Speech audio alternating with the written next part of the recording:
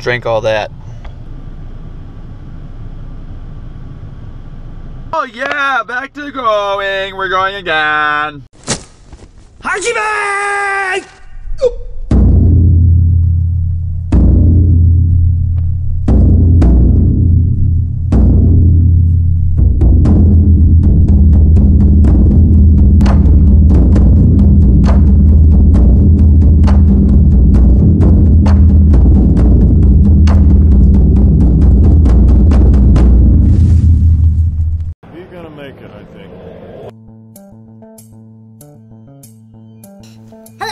Last week was my rest week, so I rested.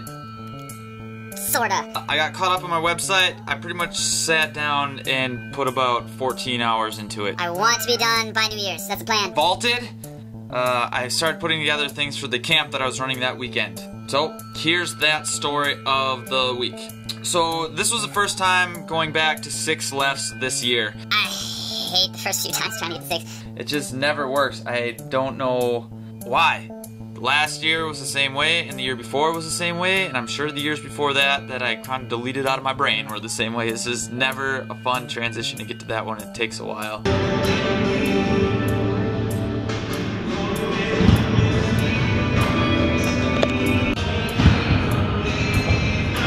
Oh, it's gonna hurt.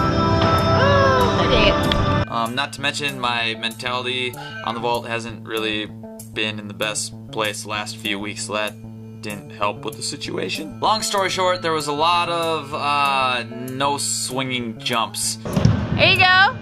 Ah, now you just gotta finish.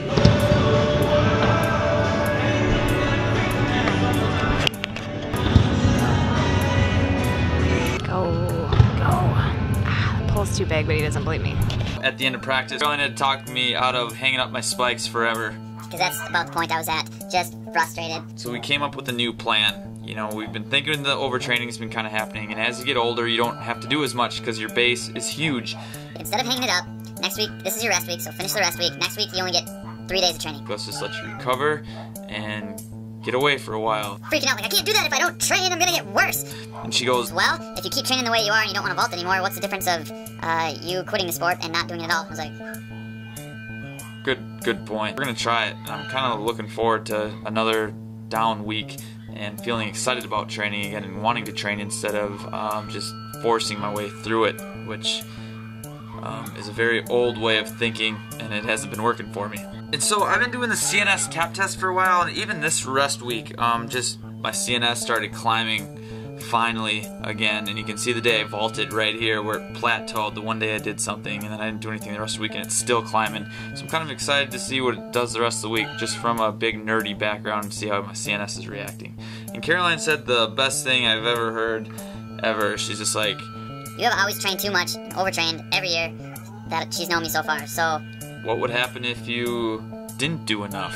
What if you go to the other side of the spectrum? Would the same thing happen? Because there's like a perfect point, and in overtraining you cross the line, and undertraining you cross the line. I'm always cross the line, so what if we try to undertrain? Maybe I'll be right where I need to be and feel pretty good. There's some cool ideas floating around, and we'll see if they work. Lastly, I've kind of described these vlogs as therapy sessions and a way to review my week, and while I'm doing it, it sucks, and I hate stuff, and I'm too hard on myself. And then I rewatched the videos, and they weren't as bad as I thought. It's just going to take some reps. So I'm feeling pretty optimistic about it as I sat here 10 minutes ago and rewatched all the footage. I heard a really good quote a long time ago that goes something like, suffering is caused by wanting things to be different than the way they are.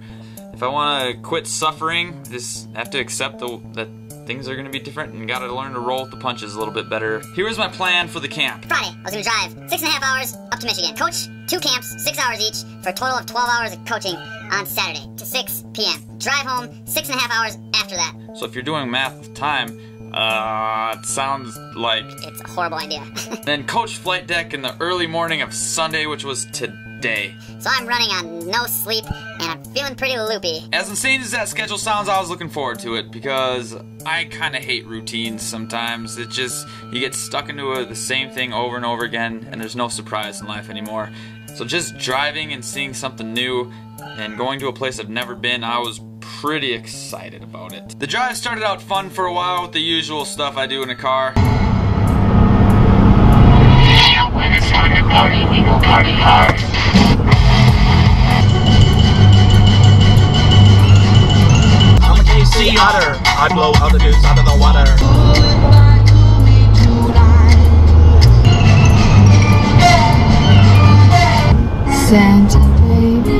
step one, say I say buns. I kiss my buns or your buns hole.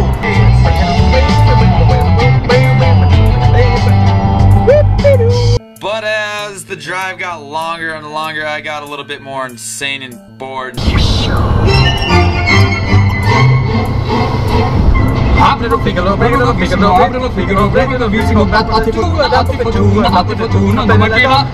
call me the gangster of love. Some call me the gangster of love. Yeah, I am a man up in the air. They call me Mellow Yellow.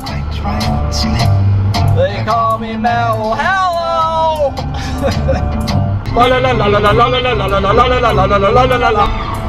Dipstick paddywhack. Pee-pee googly gee. I started tying connections to things that things shouldn't have connections tied to. What if Jesus was a lizard? What if Jesus was a dinosaur? Whittle, battle, whittle, battle, whittle, waddle. Hooray! Clunkety clang. Some lizards are asexual, which means they have both male and female reproductive organs, which means, if I've learned anything from Jurassic Park, life finds a way, which would explain how the Virgin Mary gave birth to Jesus. The Virgin Mary was a dinosaur, which means Jesus was a dinosaur. Now listen to the words of the song. You know they're coming straight from the heart. Never make fun of your grandma, even when she rips a juicy part. Don't take anything I say seriously. I don't want any hateful emails. This also happened. I don't quite know how else to explain it. So GPS is taking me in the middle of nowhere. I don't know where I am. It's kind of cool, but I was driving, I had to slam on my brakes because I saw this on the side of the road.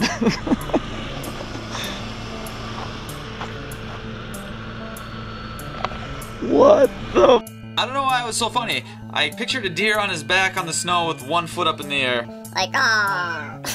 Or maybe Bigfoot hates the feet of the deer. Maybe that's what a Michigan mile marker looks like. Or maybe it's just a really good snow sculpture. No one laughs and calls Rudolph names anymore.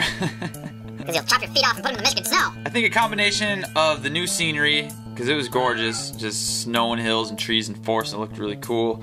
And this really cool book by Kevin Smith. Probably one of the most inspiring books I've read in a long time. Or listened to, I guess, because I didn't read it. But a combination of that left me feeling pretty good once I got to Michigan. Kathy Wardeniski. Sound it out, John. Sound it out. Wardeniski.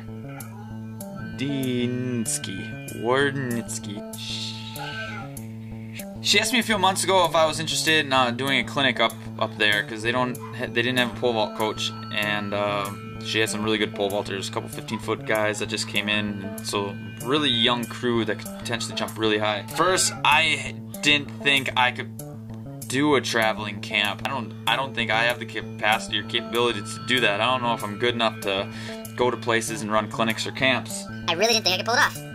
Simple as that. At the end of the day, I said, why not? Because you need to live a why not life. If you surround yourself with people who are asking you why you're doing stuff all the time, or why do you think you can do that, what's the point, what makes you think you can do that, why are you so special, those people suck the life and soul out of you. I try to say why not, and when people have an idea or a goal or a dream or a passion, you say yes, do it, why not, let's just see if it works, because if you don't do it, it doesn't work. But if you say, why not, I'm gonna give it a try, your chances of awesome things happening and success increase tremendously. So I said, why not? So I always try and live a why not life, if that makes any sense. And sometimes, especially for me, that person asking why all the time is usually myself. I have found that I am my own worst critic and worst enemy when it comes to that stuff. Like that depression vlog was like, why not? Let's just do it, while the guy was like, don't do it. Don't do it. Or going to this camp, he was saying, nah, don't do it. It's a pretty long drive. You'd be better off staying home. And I kind of kicked that guy and was like, I'm gonna do it anyway. It worked out. I'll tell you something, being in an environment with passionate, driven people is contagious. It rubs off on you and makes you feel the exact same way. Mind you making the vlog? Is it still recording right now? Oh yeah. Today I learned to get my arms up in time to drive and actually jump off the ground. I get my hands up before I take off. Today I learned how to properly do an ultimate step and how to turn the pole over and open my shoulders. Today I learned I need to get my hands up in time and I need to be powerful with my arms. So by the end of the camp, I was feeling awesome, even though I stood for 12 hours. Coaching makes me feel good because it feels like I'm helping, and it adds fire to that passion spark that I have. This camp was exactly what I needed. It allowed me the opportunity to help people, which is what I really like to do. I really just like helping people. Thank everyone who came out and tried my stuff. That's all I ask. Just give it a try. If it works, great. And if it doesn't, throw it away. But thanks again. You guys are awesome. This vlog is almost over. Like always, subscribe.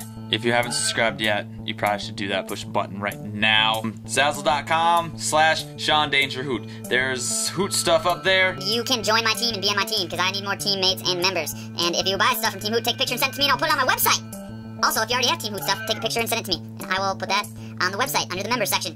It's almost Christmas, so buy TeamHoot stuff. Lastly, I promised somebody that I would talk about this petition that needs to be signed. NCAA Division III legislation is trying to cut 10% of all sports in Division III. I'm gonna put a link to the description in this vlog here. If you could just sign it. Everyone watches this vlog and signs, then we win. Okay, I'll talk to you later. See you, bye. It's a big pole. Then the fourth jump, which is the jump I posted last week, which was a super good attempt. Not very pretty at all, but I got that pole to work. It was good. I was a little ticked off. Hell of a jump. How'd it feel? I hate not making bars. Yeah. But you always end on a miss, and that sucks. It does suck. But after a buddy of mine showed me the video, I was like, alright, let's go back to looking at the progress, not worrying about bars or heights, and I climbed out of it pretty quick. That's a good jump. That's the biggest pole I've ever been on from 6. And Sam's at 80. I put some good hip height on it. For sure. So I'll take it. For sure. I'm trying to be positive here without making a scene. For sure.